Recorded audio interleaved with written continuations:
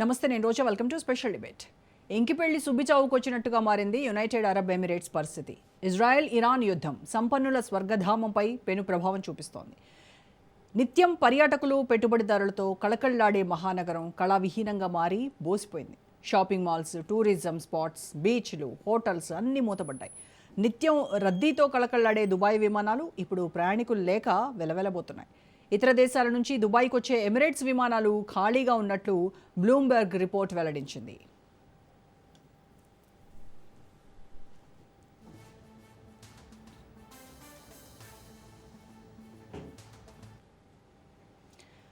ఉద్రిక్తతల కారణంగా చాలా మంది పశ్చిమాసియాను వీడుతుండడంతో దుబాయ్ నుంచి బయటకెళ్లే విమానాలు రద్దీగానే ఉంటున్నాయి. కానీ తిరిగొచ్చేటప్పుడు అరకొర ప్రయాణికులే కనిపిస్తున్నారు.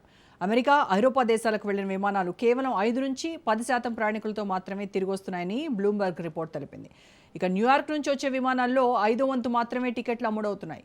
సాధారణంగా ఎయిర్బస్లో 500 సీట్లు ఉంటాయి. కానీ గత వారం కొన్ని విమానాల్లో 35 మంది మాత్రమే దుబాయ్కి తిరిగొచ్చారట. షికాగో నుంచి వచ్చే విమానాలు సగం ఖాళీగానే ఉంటున్నాయి. ఒకప్పుడు రోజుకు 500 విమాన సర్వీసులు నడిచేవి. కానీ మార్చి 16న ఎయిర్పోర్ట్ నుంచి 71 విమానాలు టేకాఫ్ అయినట్లు ఫ్లైట్ రాడార్ 24 డేటా తెలిపింది.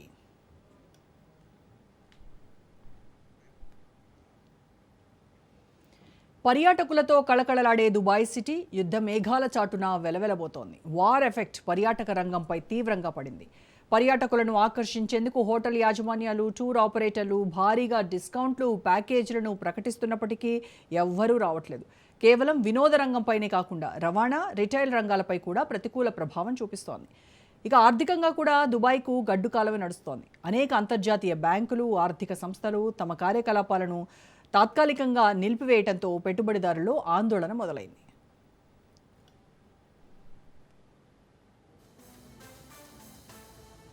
మరోవైపు యూఏఈలో భారతీయుల అరెస్టులు ఆందోళన కలిగిస్తున్నాయి. సోషల్ మీడియాలో తప్పుడు సమాచారం, నకిలీ వీడియోలను ప్రచారం చేసినందుకు 19 మంది ప్రవాస భారతీయులను అదుపులోకి తీసుకున్నారు. UAE attorney general Hamad Saif వేగవంతమైన విచారణకు ఆదేశించారు. ముఖ్యంగా 3 రకాల అభియోగాలున్నాయి. దీంతో ఇంట్లో నుంచి బయటకు వచ్చేందుకు జనం భయపడుతున్నారు. వందలాది ప్రయాణికులతో అత్యంత రద్దీగా ఉండే ఎమిరేట్స్ ప్యాసింజర్లు లేకపోవడంతో ఆర్థికంగా ఇబ్బందులు ఎదుర్కొంటోంది. సో ఓవరాల్గా దుబాయ్ ఏ రకంగా నష్టపోతుంది, ఎంత ఆర్థికంగా అలాగే వాణిజ్యపరంగా ఇబ్బందులు ఎదుర్కొంటోంది, ఈ విషయంపైన ఇవాళ డిబేట్లో మనం మాట్లాడదాము. డిబేట్లో పార్టిసిపేట్ చేస్తున్నారు అంది సత్యం గారు, సీనియర్ విశ్లేషకులు. నమస్కారం సార్ సత్యం గారు. సో సత్యం గారు, దుబాయ్పై ఈ ఇరాన్ ఇజ్రాయెల్ యుద్ధ ప్రభావము అటు ఆర్థికంగా ఇటు వాణిజ్యపరంగా కూడా చాలా ఎఫెక్ట్ చూపిస్తూ ఉన్నటువంటి పరిస్థితి.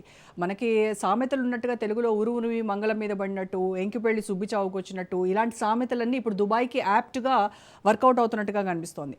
దుబాయ్ ఆర్థిక వ్యవస్థకు మెయిన్ వెన్నెముక అని చెప్పుకునేటువంటి టూరిజం కావచ్చు, ఏవియేషన్ రంగాలు కావచ్చు, ఇవన్నీ కూడా ఈ యుద్ధం వల్ల టోటల్గా కుదేలైపోయినటువంటి పరిస్థితి. ఎమిరేట్స్ ఫ్లైట్స్ అయితే భారీగా నడుస్తున్నాయి. దుబాయ్కి జీడిపి నష్టం వచ్చింది అని చెప్పేసి చెప్తా ఉన్నారు.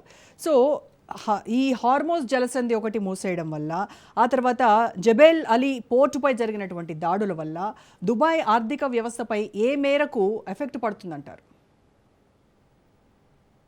హలో సత్యం గారు. రోజా, నీ మధ్య నుంచి వినపడింది నాకు. ఓకే. సో దుబాయ్ ఆర్థిక వ్యవస్థ టోటల్గా కుదేలైపోతున్నటువంటి పరిస్థితి ఇరాన్ ఇజ్రాయెల్ యుద్ధం పైన. సో ఏ రకంగా పురోగతి ఉంటుంది అని అంటారు? అది త్వరగానే ఉండొచ్చా, లేకపోతే లాంగ్ టర్మ్లో ఎలాంటి ఎఫెక్ట్ ఉంటుంది? ఈ యుద్ధం జరిగినంత కాలం దాని మీద నెగటివ్ వర్క్ ఉండేటువంటి అవకాశం ఉంది.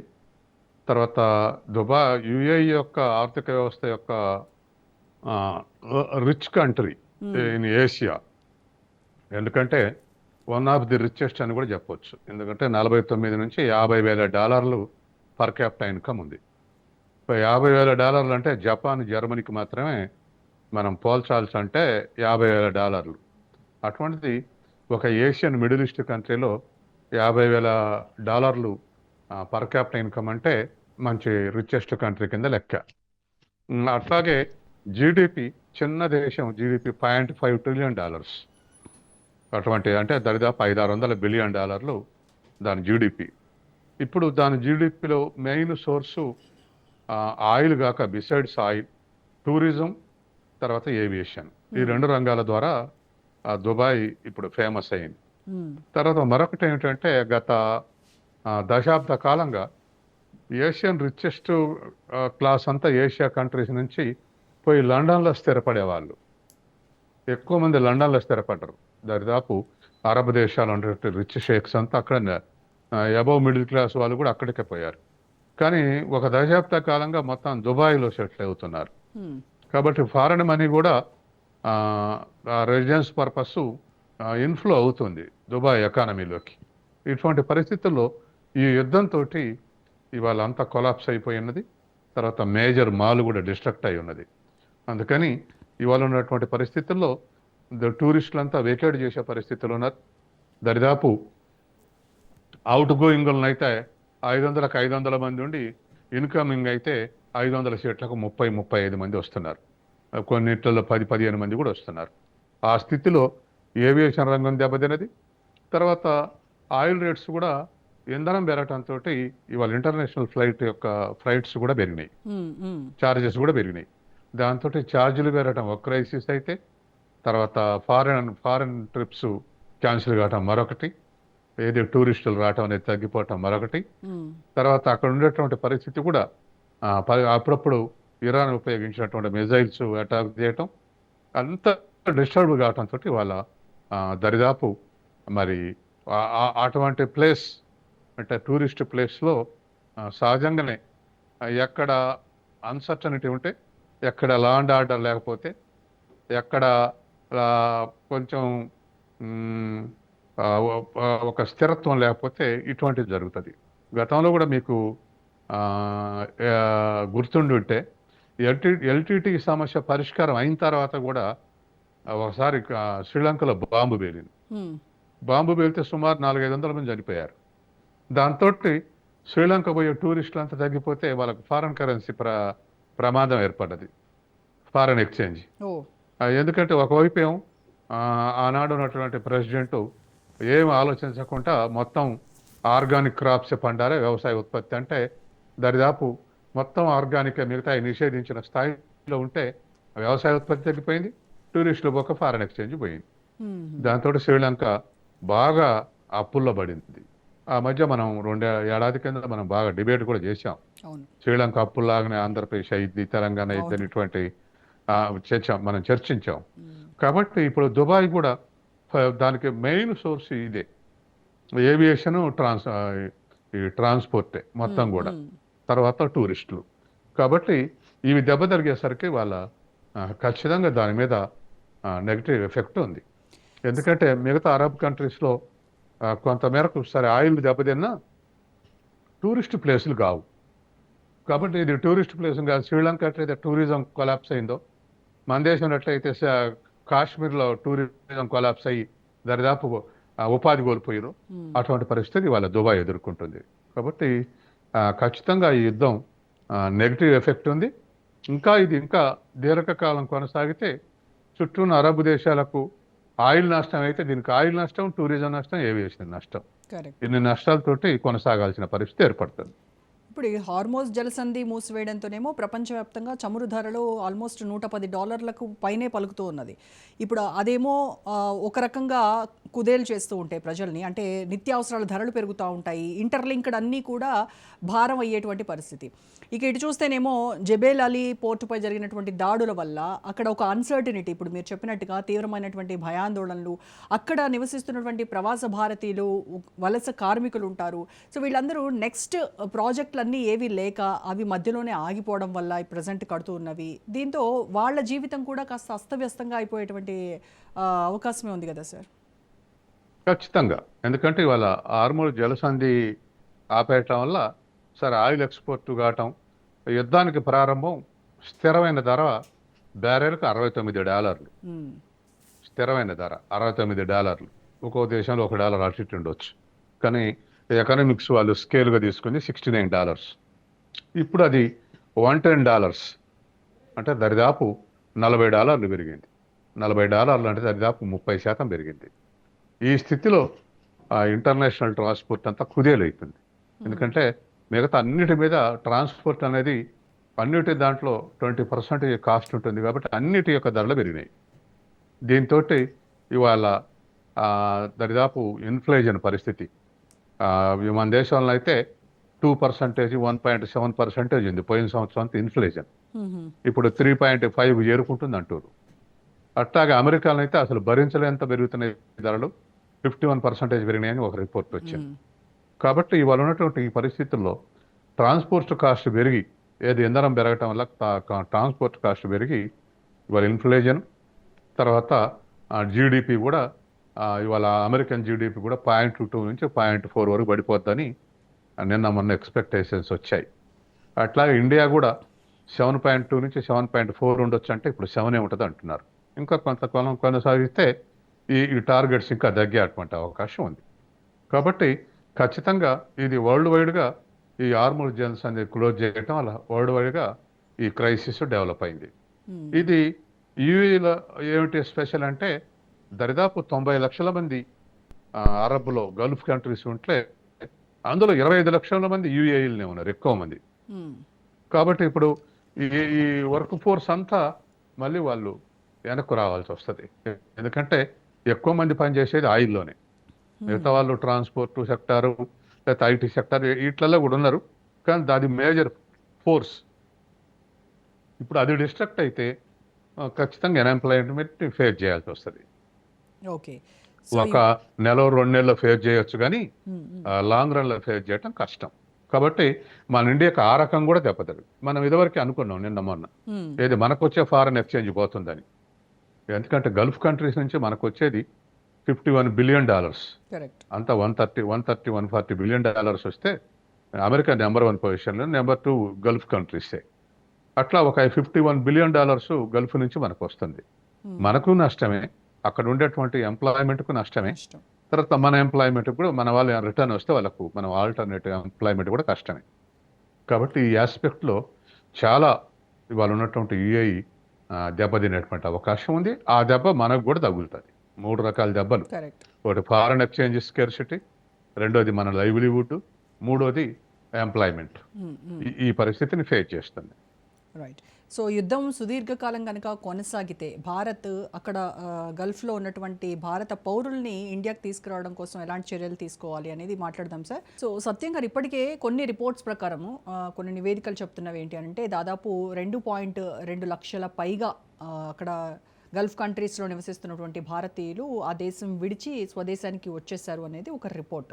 అయితే ఇంకా ఈ యుద్ధం కనుక ఇట్లాగే కంటిన్యూ అయితే లాంగ్ రన్లో అక్కడ పరిణామాలు ఎదుర్కోవడానికి చాలా ఇబ్బంది అవుతుంది. సో దట్ మన అక్కడ ఎవరైతే నివసిస్తున్నారో భారతీయులందరినీ ఇక్కడికి తీసుకురావాలి అని అంటే మనం చూసాం ఆపరేషన్ గంగా ఆ తరహాలోనే ఏమైనా మాస్ ఎవాక్యుయేషన్ చేయాల్సినటువంటి అవసరం ఉంటుందంటారా భారత ప్రభుత్వానికి? ఈ మొత్తం కారణం అమెరికా. ఎందుకంటే అమెరికా ఇంచు బాంబింగ్ చేస్తుంది ఇరాన్ని. అప్పట్లో వియత్నాం మీద ఎట్లా చేసిందో ఇప్పుడు ఇరాన్ మీద అట్లా బాంబింగ్ చేస్తుంది. అంటే ఏది బతికి రావద్దు, మనుషులు తప్ప ఏం మిగలొద్దు అనేటువంటి పద్ధతిలో ఇవాళ అమెరికా వ్యవహరిస్తుంది.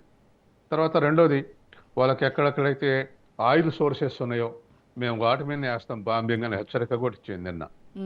కాబట్టి దాంతో మన వాళ్ళు పనిచేసే దాంట్లో మేజర్ ఫోర్స్ దాంట్లోనే పనిచేస్తారు, ఆయిల్ సెక్టార్ని పనిచేస్తారు. మిగతా రంగాల్లో పనిచేస్తున్నప్పుడు కూడా మేజర్ ఎంప్లాయ్మెంట్ మాత్రం దాని నుంచే వస్తుంది. ఇప్పుడు వాటి మీద బాంబింగ్ చేస్తే, తర్వాత డేటా సెంటర్లు ఏదైనా చిన్న చిన్న అవి కూడా చేస్తే ఖచ్చితంగా మన వాళ్ళు వెనక్కి వాపసు వచ్చేయాల్సి వస్తుంది. వచ్చినప్పుడు మనకు కూడా ఇక్కడ ఆల్టర్నేటివ్ ఎంప్లాయ్మెంట్ లేదు. ఎందుకంటే మన దేశంలో ఆయిల్ సెక్టారు ప్రామినెంట్ కాదు. కాబట్టి అక్కడ నుంచి వచ్చినటువంటి వాళ్ళకున్న ఎక్స్పర్టైజ్కు మన దేశంలో సూట్ కాదు. వాళ్ళంతా ఆయిల్ బావుల్లో పనిచేస్తారు. కాబట్టి కొంతకాలం ఖాళీగా ఉండటం, అయితే ప్రభుత్వం మీద ప్రెజర్ పడతా ఉంటుంది. అందుకని ఖచ్చితంగా మన దేశానికి నష్టం గల్ఫ్ డిస్టర్బెన్స్ అనేది. మనం ఇంతకన్నా ఇంకా చురుకైన పాత్ర నిర్వహించాల్సిన అవసరం ఉంది ఈ యుద్ధాన్ని ఆపడానికి. అమెరికా బెదిరిస్తుందనో లేదా అమెరికా ఇంకేదైనా ఒత్తిడి తెస్తుందనో కాకుండా మన దేశ ప్రయోజనాల కోసం, ప్రజల ప్రయోజనాల కోసం 1 కోటి మందికి ఎంప్లాయ్మెంట్ సామాన్య విషయం కాదు. ఇంత పెద్ద అమెరికాలో కూడా మన వాళ్ళు ఉన్నది 25 లక్షల ఎంప్లాయ్మెంట్, మొత్తం జనాభా 50 లక్షల మంది. కాబట్టి ఈ స్థాయిలో మనం ఎంప్లాయ్మెంట్ కల్పించలేం. తర్వాత రెండోది, మనకు ఇంకా పర్టికులర్గా చెప్పాలంటే భారతదేశం కాకుండా తెలంగాణ నుంచే 4-5 లక్షల మంది ఉన్నారు.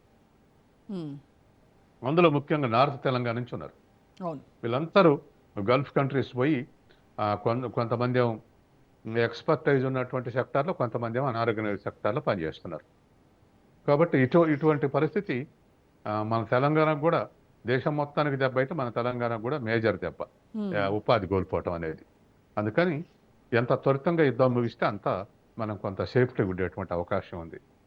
ఇప్పటివరకు ప్రధానమంత్రి మాట్లాడింది ఏంటంటే, గల్ఫ్ దేశాలతోటి మా వాళ్ళని సేఫ్టీ ప్లేస్లోకి తరలించండి, సేఫ్టీ ప్లేస్లో ఉంచండి. ఇంతవరకు అంతవరకే. కానీ వీళ్ళు పనిచేసేటువంటి సెక్టార్లు దెబ్బతింటే అక్కడున్న దేశాలు కూడా సహాయం లేవు. వాళ్ళ దేశాలు మీరు ఉండండి, లేకపోతే మీకు కంటిన్యూ కాండి అనేటువంటి అవకాశం లేదు, వదిలేసి రావాల్సి వస్తుంది. కాబట్టి ఖచ్చితంగా ఆ గల్ఫ్ మీద ఎంత ప్రభావం పడుతుందో దరిదాపు ప్రత్యక్షంగా మన మీద అంత ప్రభావం పడేటువంటి అవకాశం ఉంది. అట్లాగే ఈ యుద్ధం వల్ల ఐటీ, ఈ ఫైనాన్స్, ఈ సెక్టార్స్లో కూడా చాలా ఉద్యోగాల కోత ఉంటుంది అనేది కూడా సమాచారం. సో ముఖ్యంగా వైట్ కాలర్ జాబ్స్ హోల్డర్స్ అందరూ కూడా సింగపూర్, హాంకాంగ్ అటువైపు వెళ్ళేటువంటి ఛాన్సెస్ ఎక్కువగా ఉన్నాయంటున్నారు. ఇన్ కేస్ అదే జరిగితే దుబాయ్కి ఇది కూడా చాలా పెద్ద మేజర్ డ్యామేజ్ కదా సార్? ఇప్పుడు మన వాళ్ళు గల్ఫ్ కంట్రీస్లో మిగతా వాళ్ళందరూ మిగతా సెక్టార్లో పనిచేస్తే, దుబాయ్లో మాత్రం ఐటీ సెక్టార్లో ఎక్కువ మంది పనిచేస్తున్నారు. కాబట్టి వాళ్ళందరూ కూడా సేఫ్ ప్లేస్ కాదనుకుంటే రావాల్సి వస్తుంది. దుబాయ్ మీద ఇంకా 4 అటాక్స్ జరిగినాయి అనుకో, ఖచ్చితంగా వాళ్ళు ప్రాణం ముందు ముఖ్యం కదా. అందుకని వచ్చే అవకాశం ఉంది. ఆల్టర్నేటివ్ అడ్జస్ట్మెంట్, వాళ్ళకైతే కొంత ఆల్టర్నేటివ్ అడ్జస్ట్మెంట్స్ జరిగే అవకాశం ఉంది. ఎందుకంటే ఇప్పుడు రష్యా వెల్కమ్ చెప్తుంది మా దేశం రండి అని, చైనా వెల్కమ్ చెప్తుంది మా దేశం రండి అని. ఇట్లా ఐరన్ కర్టన్ ఎకానమీస్ అనుకున్నవి కూడా ముందుకొచ్చి మా దేశంలో వచ్చి పనిచేయండి అని చెప్తున్నాయి. అమెరికన్ ఎగ్జాంపుల్ తీసుకొని బ్రెయిన్ డ్రైన్ సిద్ధాంతాన్ని దృష్టిలో పెట్టుకొని మొత్తం మేధావులంతా మా దేశానికి వస్తే అమెరికా డెవలప్ అయినట్టు మేము కూడా కావచ్చు అన్నటువంటి ఒక ఆలోచనతో చైనా మా దేశం రండి అని పిలిపిస్తుంది. కాబట్టి ఐటీ సెక్టార్ నుంచి వస్తే వాళ్ళు అంతో కొంత ఎట్లా విధంగా అడ్జస్ట్ అయ్యే అవకాశం ఉంది. కానీ మిగతా అరబ్ దేశాల నుంచి వస్తే, ఆయిల్ ఎక్స్పోర్టింగ్ కంట్రీస్ నుంచి వస్తే ఇబ్బంది ఎదుర్కోవాల్సినటువంటి పరిస్థితి వస్తుంది. Correct sir.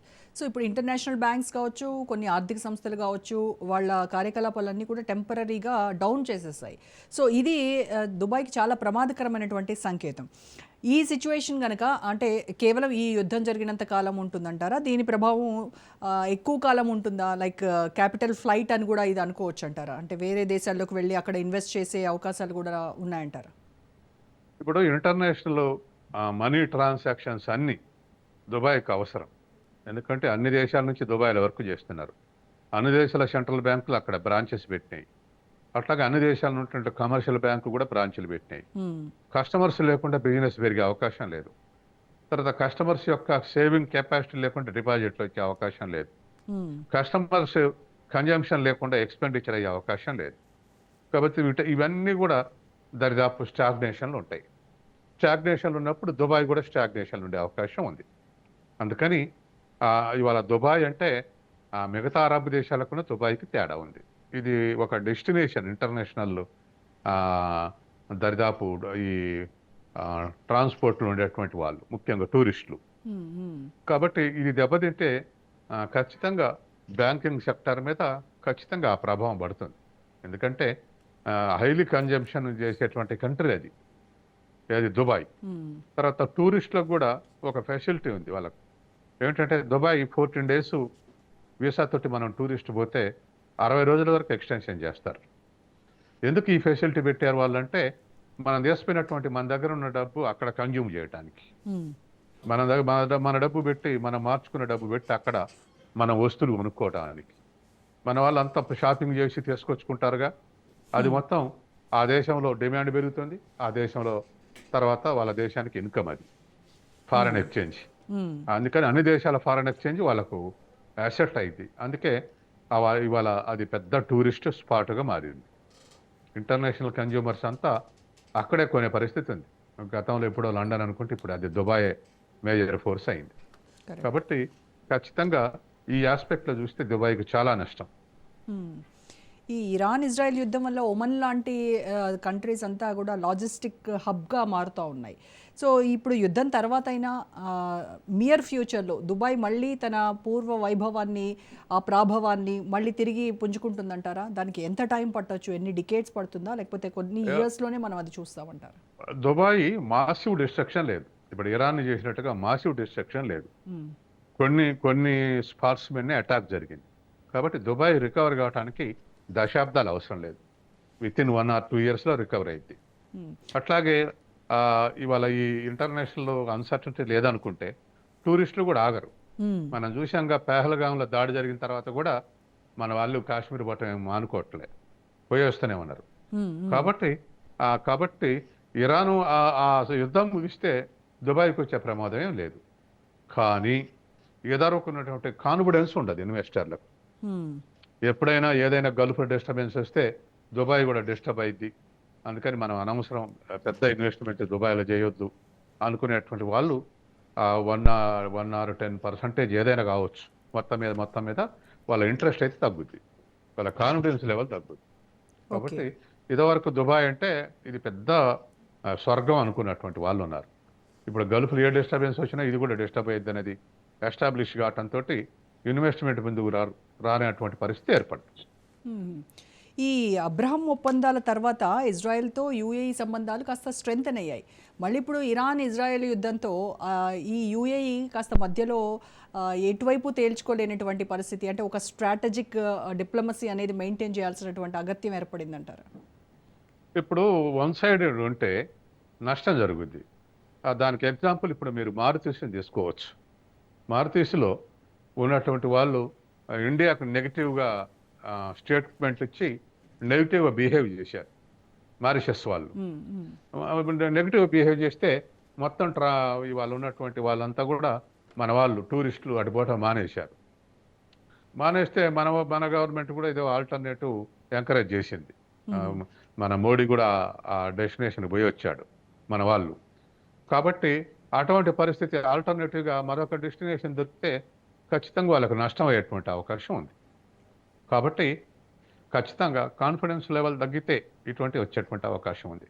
తర్వాత ఒమన్ కానీ వీళ్ళు కానీ మధ్యవర్తిత్వం అమెరికా ఒక మోసం చేసింది. ఏమిటంటే ఒమన్ని మధ్యవర్తిగా పెట్టింది. మధ్యవర్తిగా పెడితే ఒమన్ మధ్యవర్తిత్వంలో జెనీవా టాక్స్ జరుగుతుంటే అమెరికా ఈ ఖొమేనీని వాళ్ళ లీడర్షిప్ని చంపేసింది టాక్స్లు ఉండగానే. కాబట్టి ఒమన్ యొక్క మధ్యవర్తిత్వానికి క్రెడిబిలిటీ పోయింది. ఇప్పుడు సహజంగానే ఆ దేశం హామీ ఇవ్వగలగాలి చర్చలు జరుగుతున్నప్పుడు దాడులు ఉండొద్దని, కానీ అదేం ఆపలేకపోయింది, దాడులు చేశారు. జెనీవాల చర్చలు జరుగుతాయని కొద్దిగా అలర్ట్గా లేరు ఖొమేనీ కానీ వాళ్ళ సోల్జర్స్ కానీ. దాంతో ముఖ్యులంతా సమావేశమైనప్పుడు ఆడ చర్చలు జరుగుతున్నాయి, పరిష్కారం దొరుకుతుంది అనుకుంటారు, ఏమరపాటుగా ఉన్నారు, డిస్ట్రక్ట్ చేసేసారు అమెరికా. అట్లా కూడా వాళ్ళు మోరల్స్ పాటించలే అమెరికా వాళ్ళు, ఇజ్రాయిల్ వాళ్ళు. చర్చలు జరుగుతున్నప్పుడు దాడి చేయకూడదు కదా, కానీ చర్చల పేరు జరుపుతూనే అగ్రనాయకత్వాన్ని చంపేసింది. కాబట్టి ఇటువంటి క్రెడిబిలిటీ కాస్త ఒమన్కు దగ్గి ఉన్నది ఇప్పుడున్నటువంటి పరిస్థితుల్లో. సో ఓవరాల్గా అక్కడ సిచ్యువేషన్స్ వీటన్నిటినీ చూసి కొంతమంది చెప్పేది ఏంటంటే ఇది కేవలం ఒక ఆర్థిక మాంద్యం మాత్రమే కాదు, ఇది ఒక అస్తిత్వ పోరాటంగా కూడా చూడాలి అని అంటున్నారు. నిజంగా ఇది ఆర్థిక మాంద్యంగా చూడాలంటారా, లేదంటే అస్తిత్వ పోరాటంగానే లెక్క కట్టాలా? నెంబర్ 1 అస్తిత్వ పోరాటం, నెంబర్ 2 ఆర్థిక మాంద్యం, రెండు ఉన్నాయి. అస్తిత్వ పోరాటం ఖచ్చితంగా ఒక దేశం సావరెంటీ మీద దాడి చేయటం అనేది ఇంటర్నేషనల్ ఏ లా ప్రకారమైనా ఇది ఖండించదగ్గ విషయం. కాబట్టి ఏ దేశంలో కూడా సావరెన్ కంట్రీలో జోక్యం చేసుకోవడానికి వీల్లేదు. మేము నా ఇష్టం వచ్చినట్టు మధురుని ఎత్తకొలి నువ్వు పరిపాలించు, ఇమ్రాన్ వేసి లోపటేసి నువ్వు పరిపాలించు, తర్వాత ఇప్పుడు ఇరాన్ ఖొమేని చంపేసి నువ్వు పరిపాలించు. వీడెవడండి ట్రంప్? ఇతర దేశాల ఎవరు పరిపాలించాలో నిర్ణయించడానికి అమెరికా ఎవరు, ట్రంప్ ఎవరు? మరి చిన్న చిన్న దేశాలు సావరెన్ కంట్రీస్ ఉన్నాయి, ప్రపంచంలో 200 దేశాలు ఉన్నాయి. ఒక 5-6 తప్పితే అన్ని చిన్న చిన్న రాష్ట్రాలు, మన రాష్ట్రాలంతోనే ఒక్కొక్క దేశం. మరి వీటంటే స్వాతంత్రం వద్దు, సార్వభౌమత వద్దా, అమెరికన్ పర్మిషన్ తీసుకొని ఈ దేశాలు సర్వైవ్ కావాలన్నా అనే క్వశ్చన్ వస్తుంది. మన దేశంలో కూడా అంతకుముందు యుద్ధం స్టార్ట్ అయినప్పుడు ఇంతమంది హర్ట్ కాలే, కానీ రష్యా నుంచి 30 రోజులు పెట్రోల్ చేసుకోవడానికి అనుమతిస్తున్నాం అనగానే దేశ ప్రజలందరూ హర్ట్ అయ్యారు. వీడెవడు మనకు పర్మిషన్ ఇవ్వడానికి అని చాలా మంది యావరేజ్ పీపుల్ కూడా రియాక్ట్ అయ్యారు. అంటే అమెరికా పర్మిషన్ తీసుకొని మనం ఆయిల్ తెచ్చుకోవాలి, అమెరికా పర్మిషన్ తీసుకొచ్చే మనం ఎక్విప్మెంట్ తెచ్చుకోవాలి, అమెరికా పర్మిషన్ తీసుకునే మనం బతకాలని చెప్పేసి మామూలు జనం కూడా చర్చించుకుంటారు. ఆ విధంగా హర్ట్ అవుతారు. కాబట్టి ఇతర దేశాల సావరింటిని కబలించి నా ఇష్టం వచ్చినవన్నీ పెట్టుకుంటా ప్రతి వాడికి ఇప్పుడు ట్రంప్ వ్యతిరేకత. అమెరికాలో ఓటింగ్ కాదు, ప్రపంచవ్యాప్తంగా ఓటింగ్ పెడితే కూడా ట్రంప్కి వ్యతిరేకంగా ఓటేస్తాడు. ఆ స్థితి కొని తెచ్చుకున్నాడు ఇప్పుడు ట్రంప్. ఆ అమెరికాలో అసలు రేటింగ్ పెంచుకోవడానికి యుద్ధం ప్రారంభించాడు. ఉన్నది కూడా పడిపోయే స్థితి అవుపడుతుంది. ఇరాన్ని ఒక వారంలో డిస్ట్రక్ట్ చేసి గెలిచినాం అనుకుంటే హీరో అయ్యోడేమో. 2 వారాలైనా అది అవుపట్టలే. దాంతో జీరో అయ్యే పరిస్థితి ఏర్పడతా ఉంది. ఈ సోషల్ మీడియాలో ఈ కొన్ని నిషేధిత వీడియోస్ ఏవైతే ఉన్నాయో అవన్నీ పోస్ట్ చేసినందుకు గాను భారతీయులని 19 మందిని అరెస్ట్ చేసినట్టుగా చెప్తున్నారు సార్.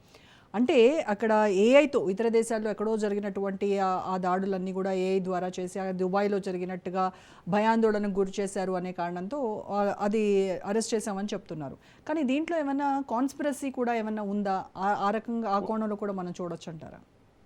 ఉండే అవకాశం ఉందండి. ఒక దగ్గర డిస్టర్బెన్స్ వస్తే వాళ్ళు ఇంకొక దగ్గరకు డైవర్ట్ అయ్యే అవకాశం ఉంది. ఖచ్చితంగా మన దేశంలో కూడా ఏదైనా సరుకు కల్తీ జరిగిందంటే దేశవ్యాప్తంగా పడిపోతుంది.